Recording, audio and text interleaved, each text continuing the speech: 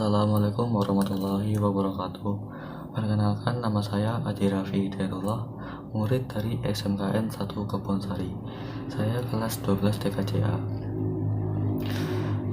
Mohon maaf, saya memakai masker dikarenakan saya mengikuti protokol kesehatan, atau lebih tepatnya sedikit malu.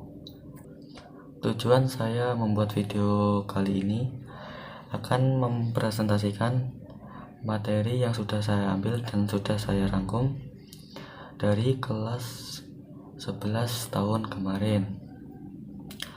Langsung lanjut ke materinya yang sudah saya ambil, yaitu proses komunikasi pada jaringan komputer dan telepon. Apa itu komunikasi jaringan komputer? Komunikasi jaringan komputer adalah jaringan telekomunikasi yang memungkinkan komputer untuk bertukar data. Tujuan dari jaringan komputer adalah untuk dapat mencapai tujuannya. Setiap bagian dari jaringan komputer dapat meminta dan menyediakan layanan.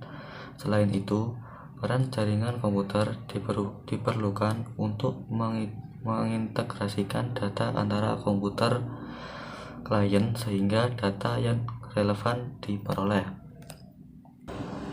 Pihak yang menerima layanan disebut klien dan pihak yang menyediakan layanan disebut server. Desain ini disebut sistem client server.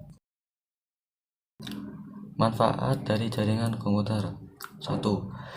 Melalui jaringan komputer, kita dapat melakukan proses pengiriman data dengan cepat dan efisien. 2. Jaringan komputer membantu suatu kesepakatan dengan orang lain dari berbagai negara dengan mudah. 3. Pengguna juga dapat mengirim teks, gambar, audio, dan video secara real time dengan bantuan jaringan komputer. Cara kerja jaringan komputer. Sinyal dan sinyal listrik dapat bentuk gelombang elektromagnetik pada jaringan komputer merambat atau memancar dengan prinsip kerja jaringan komputer.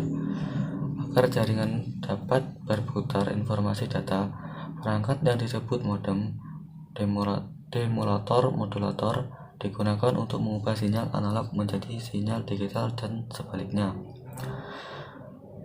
Komponen utama dalam komunikasi jaringan. 1. Pengirim. 2. Protokol. 3. Media transmisi. 4. Receiver. B. Komunikasi jaringan telepon. Alat komunikasi digunakan untuk menyampaikan pesan suara, terutama pesan dalam bentuk percakapan, dengan menerjemahkan sinyal menjadi suara. Proses komunikasi jaringan telepon. Proses komunikasi jaringan telepon adalah telepon seluler yang menggunakan sistem nirkabel. Pengirim dan penerima masih harus ditanggung oleh BTS, yaitu Base Transceiver Station. BTS adalah peralatan yang memfasilitasi komunikasi nirkabel antara pengguna ponsel. Cara kerja telepon seluler nirkabel. 1.